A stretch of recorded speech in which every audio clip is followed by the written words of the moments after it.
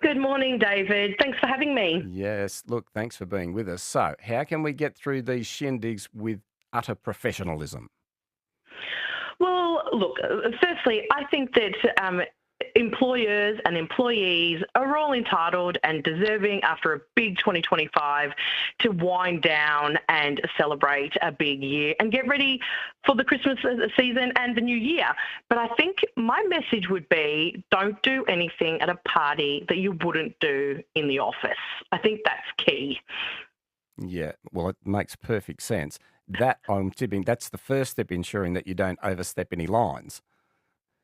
Yes, absolutely. And I think when we mix, let's be real, when we mix alcohol with shindigs, we may encounter an issue, and that's when we find issues, is when we mix alcohol with things, it becomes a big issue. And like so many other things in life, Jodie, common sense plays such a part in this, doesn't it? I mean, Absolutely. if you're not going to be an idiot in Coles, or you're not going to be an idiot, in the back of the street, you're not going to be an idiot at the office party.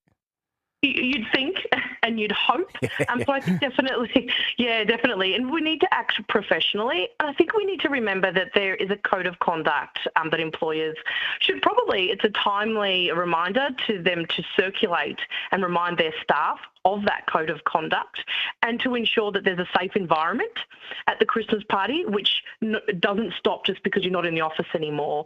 And also remind the employees, and John in accounting. Poor old John. Poor old John. That there's policies around harassment, bullying and discrimination, and they still apply at the office party. Yeah.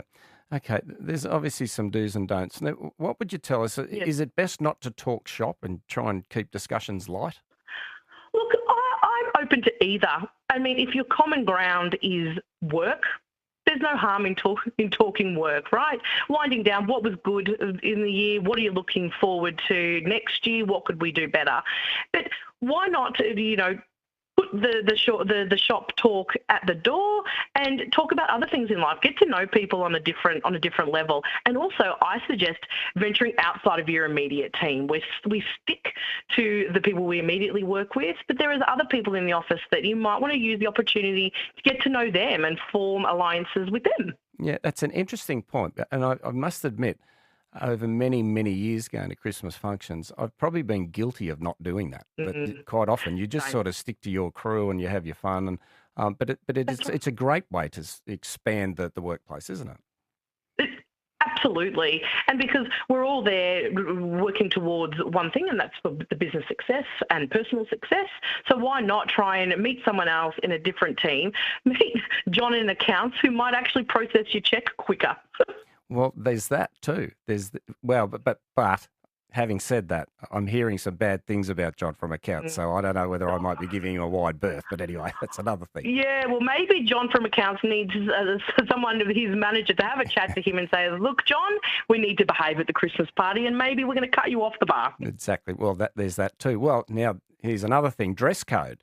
Are there no-go zones? And especially, and can I tell you, my pet hate, dress up end of year parties, my Lord. But so what are the no-go zones? What do we do? What do we don't do? Well, I think, again, we can apply the same rule. If you wouldn't wear it into the office, don't wear it to the Christmas party. There is also, in the code of conduct, will be a dress code. Let's adhere to that. Let's be professional. If there's a themed dress up, which, yes, everyone rolls their eyes and sighs about, I think about it, talk with other people. If you've got queries about whether it's appropriate, why don't you just ask your manager? Yeah. Now, look, I feel like this question has actually been written on my behalf. It's almost like someone knows something, that someone's been gossiping. What about knowing when to make a graceful exit as opposed to a messy late leave? Absolutely. Yeah, there is a fine line between overstepping your welcome. And I think everyone knows in themselves that if there's something that's triggering them, to think it's time to go, or if they're awkward and uncomfortable, if it's starting to get messy, that's when you pull the pin. You know, Jerry Seinfeld stopped doing Seinfeld on a high. So isn't it better to leave the office, the party, if it's been a great night where everyone's had fun, and you can start 2026 on a high, not on a low, and hiding your face as you walk back into the office the next day or next year. Yeah, exactly. That's when the stories start being spread, don't they? That's not from personal experience, I might say. I just want to stress that. I wouldn't think so. I'm not quite sure who's listening to this. Jodie, in all seriousness, this has all changed but quite a bit, hasn't it? I mean, if we go back a way, where the staff Christmas parties, this is from experience, could be extremely loose. Would I be right in saying that things have cleaned up a fair bit today?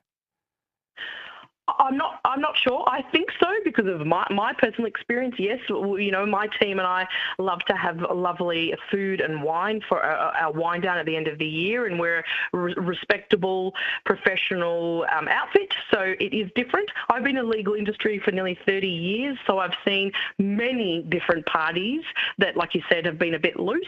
I think it is changing, and I think because we're fully aware that there's a code of conduct to apply ourselves by, and that the courts and businesses are very strict on harassment, bullying and discrimination. So we want to completely avoid that, and I think we're reining it in and doing it the right way. And I think potentially the reason my parties have been messy is because it's been in the media world, which is infamous for messy Christmas parties. Yeah, it is. And it's also, you know, in the world of social media and everyone videoing everything, which is another reason, put the drink down.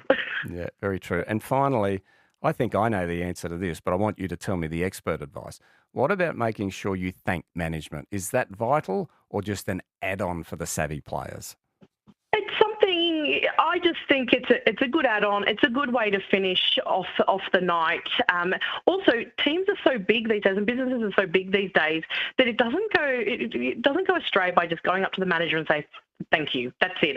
Thank you goes a long way, no matter who you are in the business, right? Whether you're an employee or an employer, and it's just a polite thing to do. Like you would thank someone for inviting you over to a party, a 40th or something. You thank the host. Yeah. Why not thank the boss? Like we do at any other time. Exactly right. Jodie, it's all great advice. I hope everyone at home has been writing notes, especially those who are getting ready for tonight. We may have saved John from accounts a bit of embarrassment, but thanks for your time this morning. So. Good idea. Thanks so much for having me. Thanks, Jodie.